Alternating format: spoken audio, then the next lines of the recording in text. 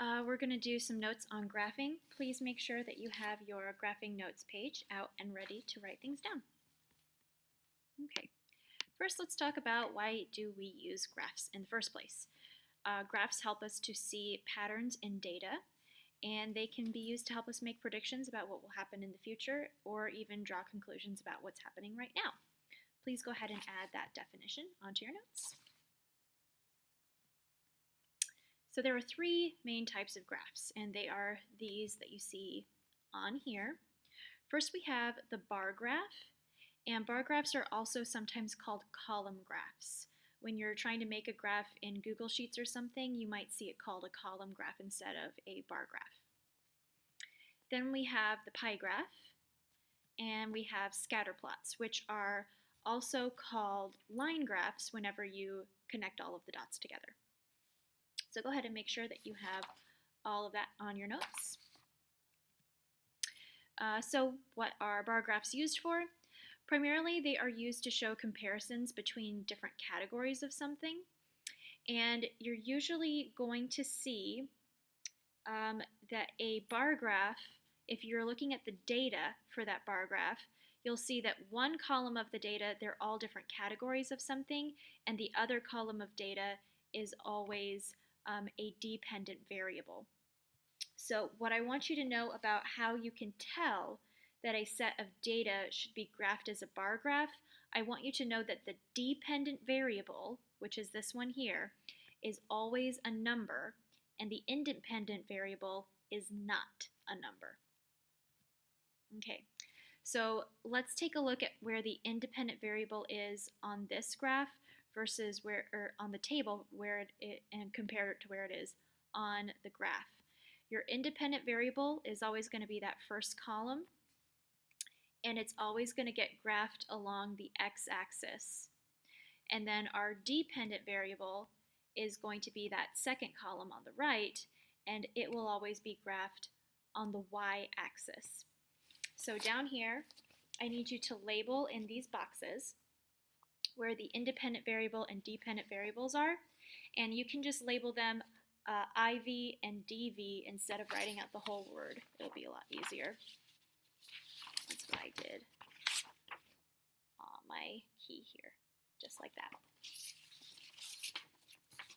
Okay, let's now talk about pie graphs. Pie graphs represent different portions of a whole, and they usually are representing percentages. So you can tell that you're going to be graphing your data for a pie graph if you're seeing that there are different percentages for that dependent variable. There are going to be times where you're going to see percentages for the dependent variable and you won't want to use them for a pie graph. So the way that you know is because the percentages in a pie graph have to add up to 100%.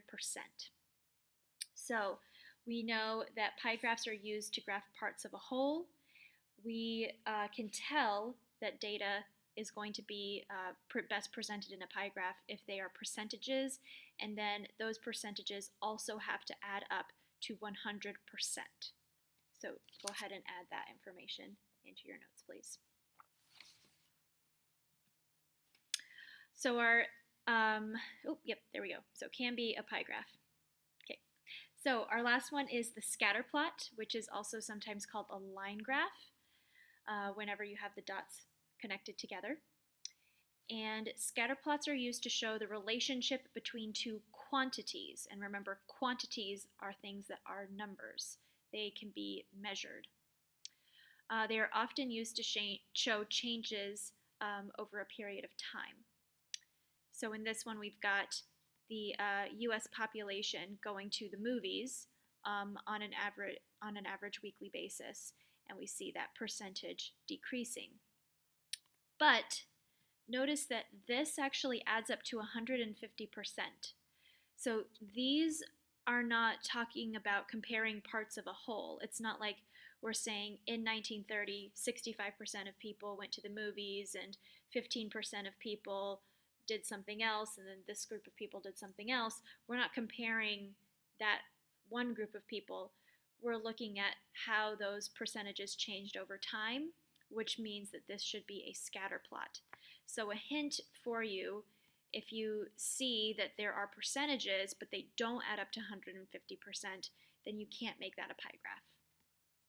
And then the other big thing that is important to know for scatter plots and line graphs is that your independent variable and your dependent variable, both of those are numbers. So on your notes, what are scatter plots used for? They are used to show the relationship between two quantities, often used to show changes over a period of time. How can we tell that data should be graphed as a scatter plot? Both the independent variable and the dependent variable will be numbers. Both of those columns in the data table will be numbers. How do we know if a percentage should be a pie graph or a scatter plot? The percentages will probably not add up to 100%.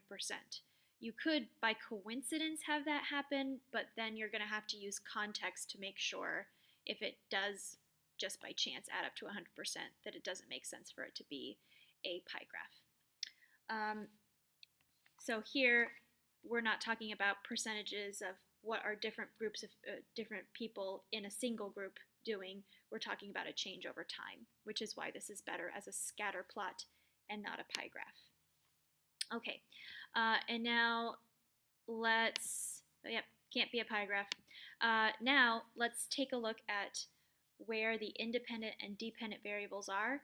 Again, you'll see that the independent variable is that first column in the chart, and the independent variable is graphed on the x-axis of the scatter plot.